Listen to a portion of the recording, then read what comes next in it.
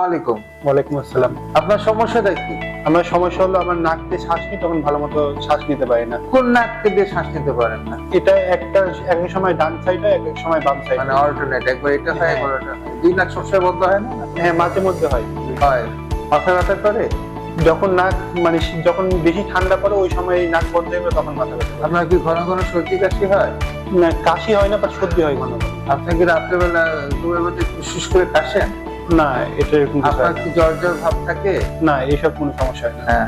আপনার এই যে সমস্যাটা কত বছর ধরে আছে বা কতদিন ধরে আছে? এটা প্রায় ৩-৪ বছর ধরে এই সমস্যাটা। ওষুধ টষুধ কিছু খেয়েছেন? না, ওষুধ কখনো সেভাবে খাওয়া হয় না। আচ্ছা, কোনো পরীক্ষা নিরীক্ষা করেছেন?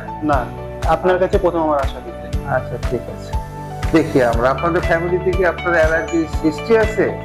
এটা হ্যাঁ, হালকা আছে বলা যায়। আপনার বাসার মধ্যে কি পর্যাপ্ত আলো বাতাস ঢোকে?